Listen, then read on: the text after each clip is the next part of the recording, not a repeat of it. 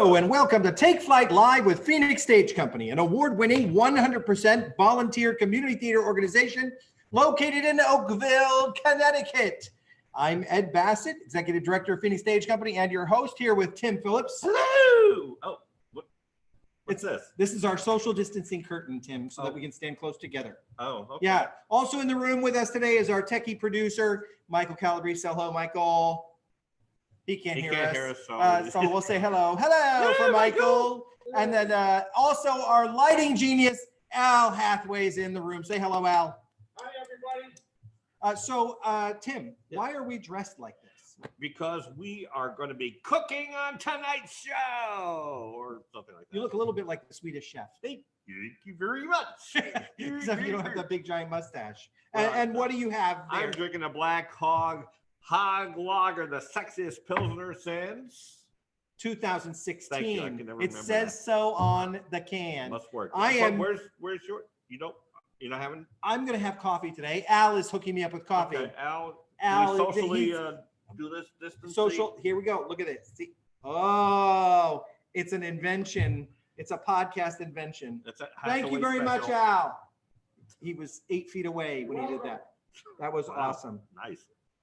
So we have a very special show tonight. We have a very special guest, Colleen Renzullo. That's right. She has her own cooking show on YouTube, Cooking with Colleen Renzullo.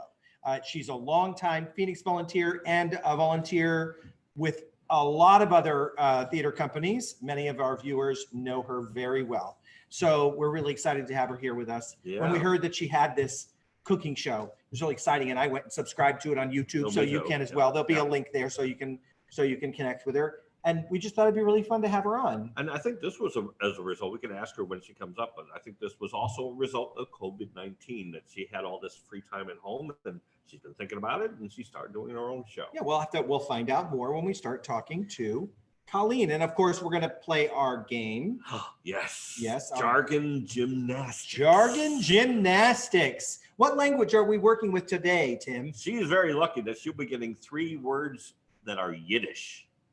Yiddish. Well, that'll be fun. Yes. Yeah, that's There's great. a lot of Yiddish words we already know that we have. It's true. Yes. Yeah. I'm not gonna mention them. Well, what? Schmuck. What'd you call me up?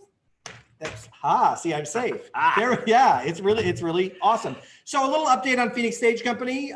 We've installed some new lighting downstairs in the laundry room so we can see what we're doing. So we know when the clothes are actually clean. Yes. We've relabeled some prop things and we're doing some work like that. Still doing some work around the building. Still looking forward to our opening sometime in November. Fingers crossed. It's something that we're kind of hoping for.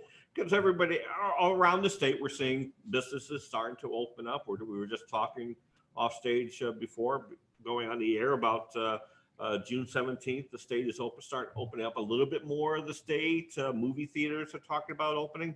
I heard a podcast today about all the changes that these movie theaters are going to have to go through, and live theater is going to have to be the same way. We're going to have to make some changes. We sure will. It's going to be when you come see the show. Finally, when you come see a show, it'll be a little different here, but it's still going to be Phoenix Stage. It'll still be great theater, though. Yes, absolutely. We're looking very forward to opening again. Mm-hmm. So, without further ado, we're going to get this going. So I need to come over here because I'm doing some techie stuff for Michael too. I have to make sure I do this, right, Michael? I got all my stuff. Turn up my volume and I got my stuff. And then we have to do this. So hold. We're going to get here. Okay.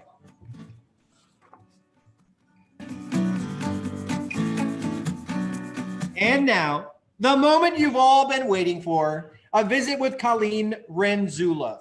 You've seen her in more than just a few shows here at Phoenix Stage Company, right? Yep. She was just on stage in Drinking Habits 2. Right, and previous to that, of course, she was in Drinking Habits 1. You saw her in One Flew Over the Cuckoo's Nest, Amazing. Cover of Life, Amazing. Anybody Home, Cemetery Club, and so much more. She directed You in the Dining Room. Yes. That was here in our very first season here. Yes. And it did. It had great lights, Great lights, Al. You're right. And she was in rehearsal with the Goshen Players just before this shutdown. I know there's something funky going out with you people out there on chat because Michael is laughing over there in the corner. So be nice to us. Be kind. So without any further ado, Colleen, are you there? I'm here. Hi, Colleen. Hi, Colleen. It's Welcome so good. to my kitchen. So good to see you. So good to see you. Wow, look at you with that nice apron on, cooking with Colleen. Wow. I And had this- to brand myself, you know. This is your actual home kitchen, right? This is my actual home kitchen in a 3-family house, and yes, it's so glamorous. Nice. And when did you get the idea to start doing this kind of? First of all, were you always interested in cooking and baking? Oh my God. Well, one of the reasons I'm completely obsessed with cooking shows, and cooking is a form of therapy for me. So a lot of times while I'm cooking by myself in my therapy, I pretend that I'm on a cooking show. So I explain what I would be doing and whatnot. And one day I was bored out of my mind and I was going to make meatballs. So I said, I'm going to record it. So I recorded like a 3-hour video. So, you know, like one of our podcasts when we first started. So since then, I've learned iMovie, and I'm learning all about editing, and I'm learning how to do some special effects and all that kind of stuff. So, you know, I'm toying with all different styles of cooking. Sometimes I don't feel like putting on decent clothes or makeup or whatever. So you just see my hands. You know, Okay. got a little- Actually, well, Tim had mentioned in the conversation just before you popped on to us that this really happened during the shutdown, that this really kind of is one of the things that came out of that. Is it something you're going to continue beyond this? Yeah, because I'm having, you know, initially I was going to be doing it once a week, but then I ended up taking on other projects. I'm learning editing skills. I've been doing editing for my school and different projects. So I haven't had time to do my own stuff. And I was going to do like once a week videos, but that's kind of fallen by the wayside. And I have to kind of find time now to do something in my own kitchen. But I do some quick TikTok videos, which are kind of cool. Like when I'm doing something, they're like 30 seconds, boom, boom, boom, boom, boom. And Wow. You know. Okay. Well, I have to tell you, I love your videos. I subscribed to your channel as soon as I found out, and I've gone back and watched every single one of them. As do I. And I love them. Yes. And I love when Carol pops in. And oh, yeah, he's wandering around here, so probably I've got his stool right next to me, so he might end up, you know, jumping up and checking out what I'm doing. So We should probably explain that Carl is not an offspring, but he's your cat. he's my cat. He's my Sphinx cat, and he's very interesting. He's very curious. So He's when my adorable. second video, when I didn't have any of the equipment that I had to record. I had my camera propped up on the counter for me, and in the middle of me doing this great presentation, boom, he knocks over my camera. So Cats will do that. Colleen, I wanted to ask you, I was very, very fond of the recipe that you're going to share with us today, share on our podcast, the Slutty Brownies. Your video for Slutty Brownies had a lot of editing in it, a lot of snippets here and there. That seems to be, that's something you've been working on, isn't it? well, you know, I just got a kick out of the name, and you know, I'm not a baker, so this is a perfect baking for me because there's no measuring. I made some brownie mix, pre-made, and it's layering. So that's perfect baking for me. But my girlfriend was telling me about it. Her daughters made it, and I just got the biggest kick out of it. So I was like, Slutty Brownies, Slutty Brownies. But you're really getting good at the editing part of it, though. That's the second part of the whole thing. It's not just a straight shot from start to finish. It's all the other stuff you throw in there. Are you self-taught on editing? Yes. Oh yes. I've done YouTube. I have everything you want to learn in life. You can learn on YouTube. So I went to YouTube, and I did a course on Udemy. I paid for a course that was relatively cheap on iMovie, a beginner's course, and it just got me started because I never worked on editing software. So now for my school, I can do like explosions and you know, magical electrical things. So I'm getting. You have to send some of that to us. We could use some of that here. I know. Exploding Phoenix behind us. Yeah. Yeah, that'd be great. I'm a little behind here. I just had the brownie mix. I haven't done. You know what? That's okay. We'll mix that up. We're We're gonna cut to Colleen and let you take it away, and Tim will make his brownie mix while yours started, and we'll keep going. You may hear some noise in the background. Just ignore him. Just ignore it. I'll just ignore. Okay. Ignore Right. in the corner. Okay. So this is such a simple recipe. Again, like I said, I don't bake, but I got the last time in my video, you will see I did them in a muffin pan, which I think is much easier, but traditionally they're done in a brownie pan. So, you know, if you want to do them in muffin pan, they're great. You just layer the chocolate chip cookie, the Oreo cookie, the Reese's peanut butter, and then brownie mix. But we've got this. The easiest thing to do for later takeout is to line your baking dish with some tin foil. I mean, if you don't have tin foil, don't worry about it. Just spray the pan with your Pam, which I have right here, handy dandy Pam. And we're just gonna spray Pam. All right, so now this is the fun part. My hands are clean. I wash my hands. Now, when I did the video, I was able to find. Sorry. I'm working on it, Colleen. I'll be right back. You all right? Sorry. All right. You Oh, got the chocolate chip cookie, prepared chocolate chip cookie dough. If you had the little cookies all pre-cut, you can just put them in. But I'm just gonna dollop some cookie dough onto the bottom of my baking dish. And again, like I said, I'm not a baker, so I'm not fancy. Take your little fingers and let's mush down that chocolate chip cookie onto the bottom. So this is like, it's like a chocolate chip cookie crust. Yeah, crust. That's what it is. It's a chocolate chip cookie crust. And so you're gonna mush that down so that your whole bottom, I don't have enough here, so your whole bottom of your baking dish is going to be chocolate chip cookies.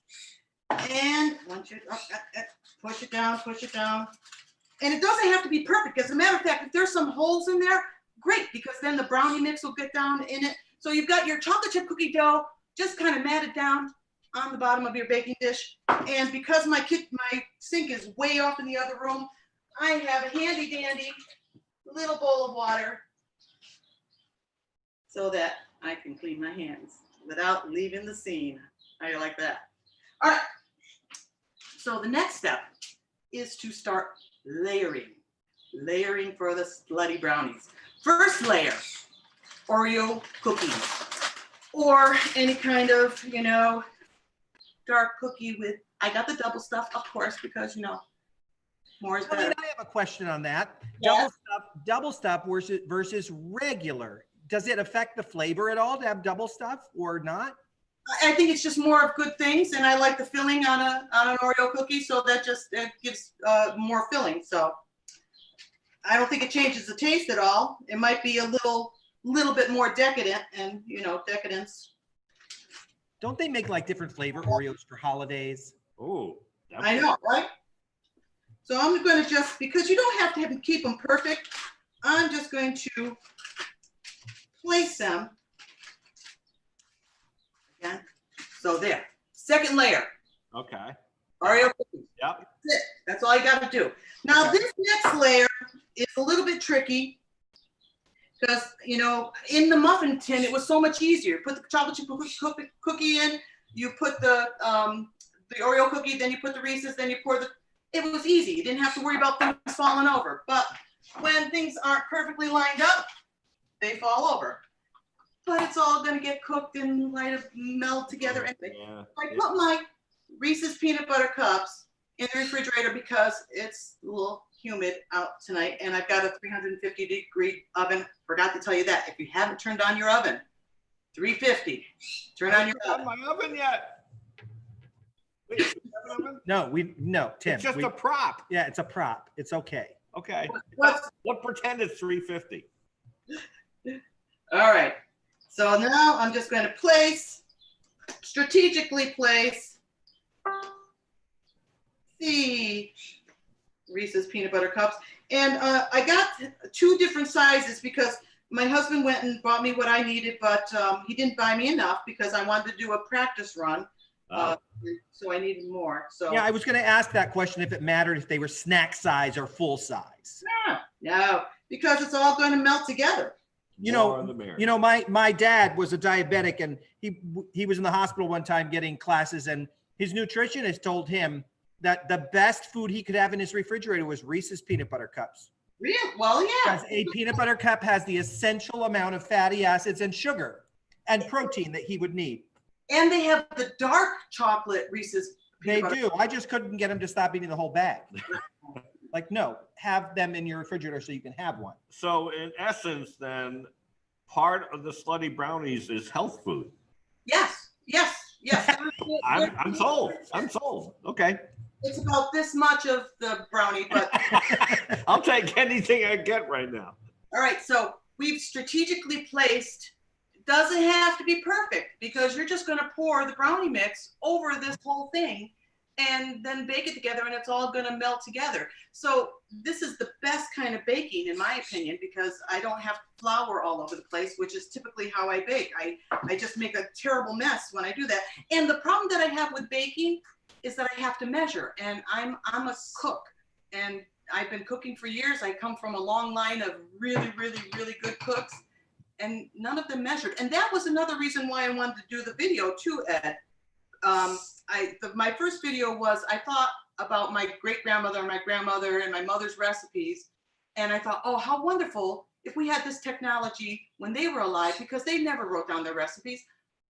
So if they recorded it, I would have recorded their recipes and I would have it for posterity. Now I'm just trying to figure out what they put in their recipes. And you know, sometimes I get it and sometimes I don't. So this way here, someday when maybe my daughter takes an interest in cooking, which she's not very interested in right now, maybe she'll be interested in cooking one of my recipes. So that's one of the other reasons why I do the video.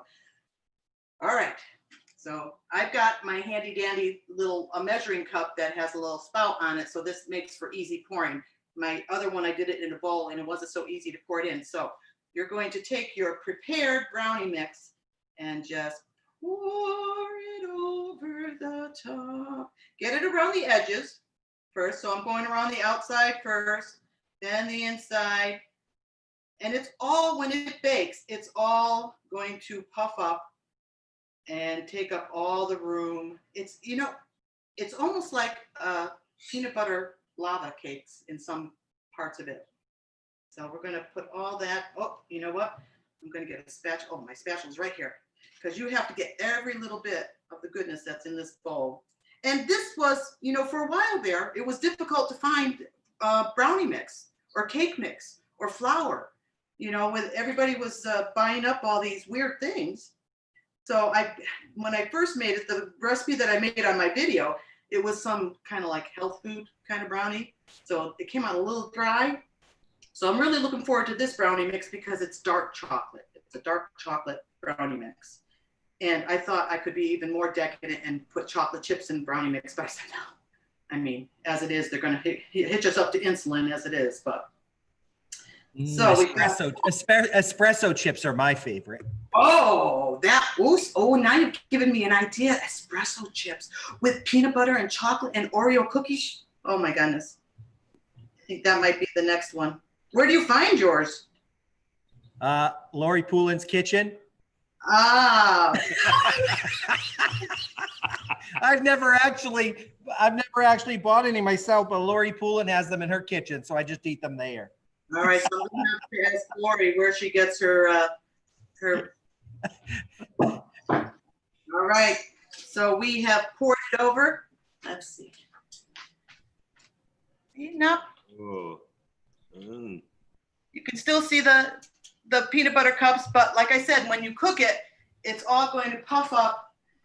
And the one thing that I can tell you with this kind of recipe, especially with the warm weather like this, the recipe calls for, like, if you're going to make regular brownies, it's like 35 minutes for a 9x9 pan. Not with these. So I did them about 45 minutes, took it out, still didn't really like how done I thought they were. So I put them in for another 10 minutes. So between 45 minutes to an hour, when you have this size pan and all the gooey stuff that you have inside. So this is ready for the oven. I mean, how simple is that? It's really awesome. You know, when I made some this morning and I had a hard time, you know how you stick a toothpick in the middle. I didn't have any toothpicks, so I was sticking a fork in. I kept hitting a peanut butter cup. So it was gooey when it came out regardless. So I just had to kind of guess by the feel of the top. Yeah. And yeah, but they were pretty awesome. They were pretty awesome. So did Tim finish making his brownie mix yet? Well, we've run into some, as you can see, we've run into some problems with Tim. He's yeah. He tried to lick the things. He didn't take them off. You have to take them. What? Push this. What? So it's okay. I made a batch earlier, so we don't have to depend on Tim's mess. But it's okay. These babies are ready to go in the oven, so I'm going to put these in the oven. You pop those in the oven, and then come back to us, and we have a game to play. Oh, all right. Yeah, we have a great game to play. Tim, are you okay with playing? My brownies yet? Go ahead. My mess. I play in my mess all the time. Look, there's a. Yeah. Okay. You take that. Okay. Wow. Are we going to look at the finished product, or are we going to play the game first? Let's play the game, and then we'll go to the finished product. All right. Yeah. Okay. So come around your corner there. We saw Carl kind of sneaking around in the back there a little He bit. does. He kind of. Yeah. Boy, I got it all over everything, didn't I? Yeah. You're wearing most of the chocolate, I think, Tim. Well, I'll just save the apron for later tonight. It's a little bit of a mess. Colleen, we have some suggestions of other chocolate chips coming up in the chat.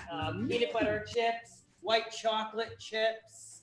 So a lot of other suggestions. Ooh, going peanut on butter here. chips with peanut butter cups. That's some Ooh, major that's heavy protein duty. peanut butter.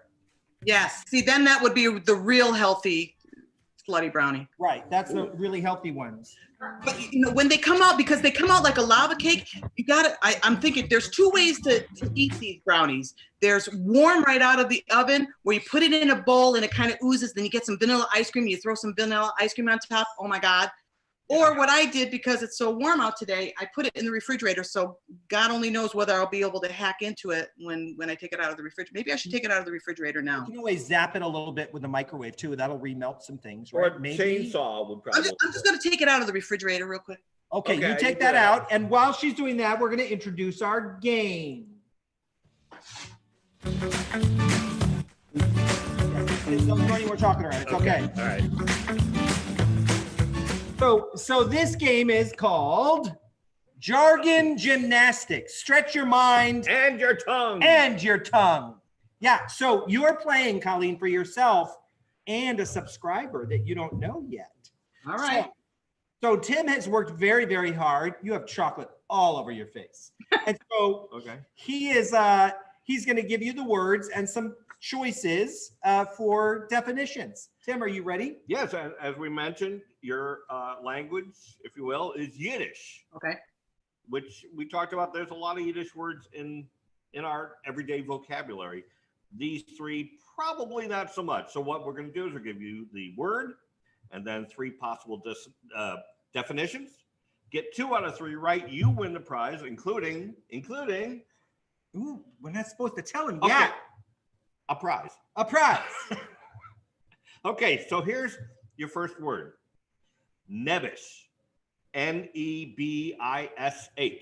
Is it 1, when you're hungry, but not for a full meal, just a little bit hungry, really craving something salty? Is it 2, a small semi-sweet fruit found only in Levittown? Or number 3, the term used for a person of no major importance, nobody special? That's one word that's a Yiddish word I've never heard. So I'm going to go with a person of no importance, number 3. Ding, ding, ding. That's correct. That is A person, right. a man of no importance. That's right. I'm on Nebish. You're a pretty It was a good excellent. show. All right, now this second word, if you remember your 70s pretty well, you might remember this word. Schlemazel. Shamizel. Haas and pepper. Blah, blah, blah, blah. We're gonna do it. Now, is a schlemazel a term for a brewmaster specializing in pilsners? B, a clumsy person, especially around pretty ladies? Or 3. Or 3, an invention never patented that dispenses water that's not too hot, not too cold? I'm going to go with 2. Wow, Colleen, that is 2 in a 2 row. for 2. It is Good a for clumsy. you. I kind of made up the pretty lady part, but it is basically a clumsy person. Okay. Well, Not klutz. now I you thought get- klutz is a klutz Yiddish? Klutz is Yiddish too. Yes, absolutely. Now, this is for the clean sweep. You've already won a prize for you and a prize for one of our subscribers. Yeah. Schicker. Shikkerer. I hope I'm saying that right. Is Shikker number one, the Yiddish term for a Jew who prefers to remain beardless? Is it number two, the Yiddish term for a drunkard, Jew or otherwise? Or is it number three, the Yiddish term for blowing off a blind date after seeing her at the bar? Ooh, ooh, ooh. Oh no. Okay, I'm gonna go with two. Wow. 3 for 3. 3 for 3, Colleen. Wow. Congratulations. That's It is amazing. indeed a term for a Jewish term for. None of those terms were on The Amazing Mrs. Maisel, so I am shocked.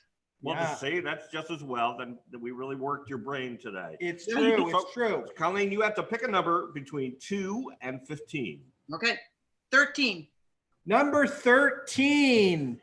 So you and Dana Willie have won a custom Take Flight with Phoenix Stage Company COVID mask I could have used that. and you know. a Theater Strong bracelet. Our new bracelets, Phoenix Stage Company Theater Strong. I love it. So we'll get those to you and to Dana. Thanks for playing Jargon Gymnastics. You didn't remember the name of your own game.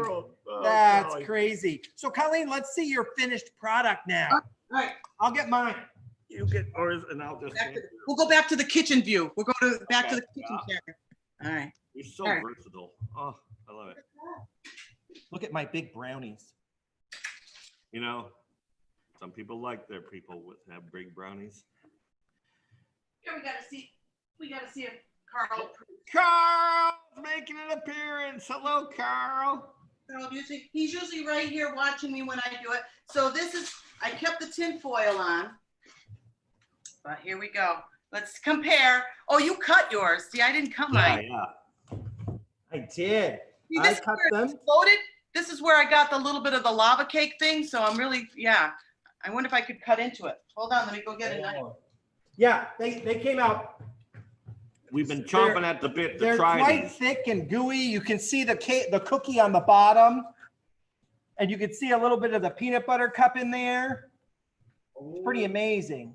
Now, Colleen, I wanted to ask you, like your meatballs. That was a family recipe, right? No, it's every time I make meatballs, I make them a little bit different, but it's my recipe. That's your own personal recipe. It's my own personal Where recipe. do you get most of your recipes from? Are they just things that you've heard, or people tell you this would be a good thing to make, or? No, what I do is I'm obsessed with like cooking shows, cookbooks, and online recipes. So I read and read and read, and I find the things that I personally like the best. Uh-huh. And that's what I make. And through trial and error, I found I typically like my meatballs with more pork than more beef. Right. Yeah. But I've made them with all three. But I like the way pork tastes, so that's the way my. So 2 questions, and be careful. I don't want you distracted with your giant knife there while you're doing this. Over to the spatula. Okay. What recipes might we be seeing in the future? Well, I'm thinking because it's summertime. Uh-huh. I just did my deviled eggs one. Oh yes. Okay. Because that's a pretty popular recipe when I come to a cast party and people that like my version of the deviled eggs, they go so quickly. So I just did deviled eggs. Yep. I'm thinking I'll do my macaroni salad. I mean, traditional recipes. Summertime stuff. Yeah. And there is also one recipe that is really, really close to my heart. And I've never seen a recipe like it. It was my great-grandmother's Christmas Eve nut sauce. And from what I understand, it was the Christmas Eve, it was the 7 fishes and whatnot. But I also learned through my brother that they didn't do a red sauce. So that's why we had this nut sauce. And it was hazelnuts and walnuts, 2-to-1 ratio, just kind of cooked down for the whole day, served over vermicelli pasta. Huh. And served with olives too. So I use a variety of olives with the pits in them because that holds the flavor. But it's so unique, and it's a love-hate kind of recipe, but me and my brother, we all love it. It's traditional, and people that have tried it either love it or hate it.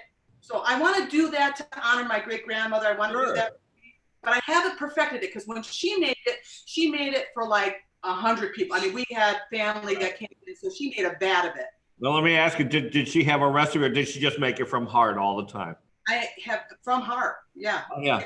Back in the day where she had to crack all the walnuts and all the hazelnuts by hand. Wow. They didn't, I mean, now I just go into the store and here you can buy them in bulk, you know, all shelf. Yeah. You know, those family recipes are just tricky. I've been trying for years and years and years to recreate my mom's red sauce, her spaghetti sauce, right? Gravy. And I could never get it quite right. And I was having coffee with my sister and she said, "Are you remembering the salt pork?" I said, "Salt pork? What?" She said she rendered salt pork first and then she put the tomato paste in and then so I last week did that. And then toward the end, it had been simmering for a couple of hours. I dipped some bread in there and tasted it and tears came to my eyes because it tasted so much like my mom's sauce. So it was crazy. I know what you're talking about. Lori has years ago, she put together a recipe book of her mom's recipes, but her mom was terrible at writing things down or measuring, like you said. A lot of cooks don't like to measure. You say, that looks right, we'll go with that. And it would say on it for put this amount of baking powder in until it looks right. And you don't know. So, I mean, it's wonderful. Those traditions are passed down and that you can do this. I mean, Michael was drooling over your I'll be in line for your nut sauce. Yes, there you go. I'll be watching that one because that sounds amazing, especially with the olives in there. Yeah. I'll be all over it. And there's a variety of olives. And, you know, something as kids, we never knew what was in it. She starts out with olive oil. We've added garlic to it. I don't know whether she did garlic, but you take the anchovies and you kind of let them dissolve in the oil, and then you add the olives, then you add hot water, and you just let it cook down for the day until it kind of changes into a nice rich color, because it's not very pretty, you know, because it's like a brownish gray. But most of my favorite foods are brown, so it's okay. Well, Colleen, Colleen, I do have another question for you. Colleen, look at that. Look at the gooey. Cookies. Oh, that came out perfect. Oh, that looks Perfect. amazing. See, all of my cookie goo melted and got cooked into everything else, I think. Yeah, that looks amazing. Now, the other question, I think, Colin, we might have mentioned this before, or I think I commented on one of your things. When are you going to get to the point where you have a studio audience with you for your recording? I can't wait to have a studio audience. Yes, for one of these special recipes. And I'll volunteer to sit there while you're making nut sauce. And well, I have to tell you, well, that's an all-day thing. But I'll sit there all day. I'll bring the wine. But that's why I don't cook live on Facebook, because I see a lot of women on, you know, doing their cooking shows and they go live, and I'm like, oh no. I mean, you could still have an audience and not be live. Yeah, that's true. That's true. Sure. We can laugh at all your In jokes. the theater, you know, put out we got to get a little kitchen over in the corner. Yes. Hey, we'll take care of it. Yes. And then we can film it, and then we could be, you know, we'll do the 3 cameras. It'll be like Lucille Ball. Yeah. That's absolutely right. So, Colleen, listen. Now some theater questions. You were in rehearsal with Goshen players before this all happened, right?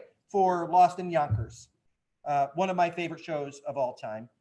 And you were playing the grandmother, one of my favorite roles of all time to see on stage. That is an actor's role. Is there a favorite role that you've played on stage yet? Is there? I have 2. My favorite one for comedy was Maria Morelli in Lend Me a Tenor. Loved playing her. I loved it because she came on, she was a force of nature, and then she left for most of the show. Then she came back. It was awesome. Yeah. So I had so much fun doing Maria Morelli. And the other one was, of course, it was a dream role, was the Nurse Ratched. I've always wanted to play Nurse Ratched. Yeah. It was scary. It was like watching you in the other one. Fireflies, thank you. Like up there. Yeah, you creepy. We do so many comedic roles over the years, and we've done several shows together. We've been husband and wife 3 times at least. But seeing you do a dramatic role like that, in which you were really chewing a lot of scenery in that show, and you were nasty. You were downright nasty, and that had to be a wonderful departure for you. Well, I prefer, I really enjoy dramas. A lot of people don't do them. I love directing dramas. I like performing in dramas. I like shows that make you a little uncomfortable. Mhm. So, so it was something I've always wanted to do. I loved the actress that played it in with Jack Nicholson and whatnot. Oh yeah, Nurse Ratched. But it was trying not. The name escapes me right now too. I You got didn't the Oscar for it. want to do her, but I also know that I read the book, to try to get a better understanding of her, to see if she was sympathetic at all, So, I mean, she was an interesting character to play. Mm-hmm. Well, you were brilliant. Bucket list role. Well, Nurse Ratched was one of them. I directed it, and I really would like to play someday Sister Aloysius in Doubt. In Doubt, Yeah. yes. Yeah. Absolutely. Yeah. That's Yeah. great. There's a show that I would love to see you in. Uh-oh. Agnes of God. Whoa. You know the show? Yes. Yeah. As Mother Superior? Mother Superior is one of those roles. Mhm. Yeah. Great show. What is it about you in a habit? I know.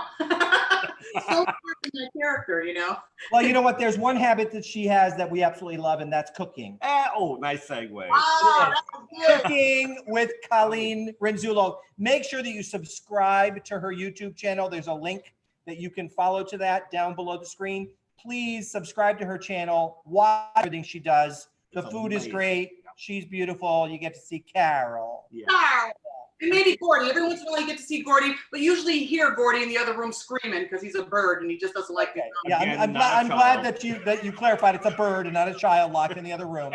It's a bird. So Colleen, thank you so much for being here with us tonight, for sharing your Slutty Brownie recipe with the world. We're going to be enjoying our Slutty Brownies. We hope that everybody out there does the same thing. We've had a great time cooking with you tonight. All right. Thank you so much, Colleen. Love Thank you for having me, Ed. It was so much You're fun. welcome. Mwah. We I love miss you guys. you. Wow. Oh, that was amazing. That was amazing. We hope that you guys cooked along with Colleen, and if you didn't, that you wrote it down. Really, it took me this morning a very small amount of time to cook the ones that I made for us. I didn't get that far. No, you didn't get that far, and Michael might want to take that brownie mix home with him and cook it. Yeah. It might be good for Ruthie. No, I think chocolate's bad for a dog. Yeah. Hey, you know what? Next week, It's a special show. it's a special show next week. We are doing the second edition of Voices for Phoenix. So it's another collection of monologues, and it's going to be featuring Dan Willey, Killian Meehan, Casey Ross, Leland Schick, Mhm. Deb Goodman, and Jonathan Ross. They're all going to be doing monologues. I want to thank Chris Evans and Robert Schnofsky for coordinating that. And of course, our techie producer, Michael Calabrese, who's always stepping up and taking care of that stuff. A complete list of the monologues will be listed on our Facebook page coming soon. We have a week to do it. So we'll put them up there for you, and we'll make sure that you know what's going on. You can remember to subscribe to our channel. That's very important. Yeah, he's chewing, so I'll say this. You can subscribe to our channel also, and you can donate to Phoenix Stage Company at any time. There's a link below your screen, and anybody who donates gets one of our Theater Strong bracelets, which is one of our new I'll programs. back up a little bit. If you subscribe to our podcast on YouTube, thank you. So you can subscribe anonymously, but if you subscribe with your name, you could be a contest winner in future episodes. And I'm sure that's somewhere in the settings of YouTube that you can subscribe anonymously or let people see your name. Mhm. If we see your name, then you can win prizes from our participants who come and play jargon gymnastics with us. Yes. So we need to thank our sponsors, but I Yes, need to we do this do. first. So we need to thank our sponsors for today. Tim, who's our first sponsor? As always, thank you so much to Black Hog Brewing Company. I keep getting that wrong. I'll get it right someday. We love Black Hog. We miss them terribly. We can't wait to get back to them. They're in Oxford, Connecticut. You can still get beer from them. You can. You can get it by ordering it online or actually driving up, and they will deliver. But fingers crossed, hopefully the tasting room will be open. I'm hoping in this next round, on the I so, 17th of me June, too, the next me round too. opens, Yeah, and they might be able to open their tasting room up a little bit. that would be wonderful. It'd be nice to be able to go there. We also need to thank Deb Crine and Sierra Ridge Media Arts. They are a Thank you, full Deb. service production house. Thank you, Deb, for everything you do for us. Things like this sign back here, divided in half by a shower curtain right now, but we really love our Deb. So thank you very much for everything you do.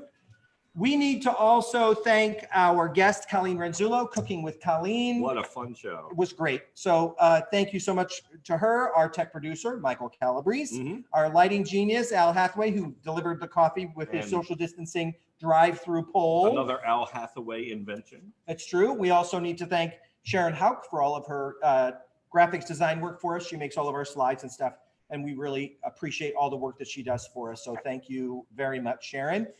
Don't forget, subscribe to our channel. You can make a donation at any time for your local theater by going to phoenix-stage-company.square.site or simply follow the link. Thank you so much for being here with us. Thank you for tuning in again, and we hope to see you again next time.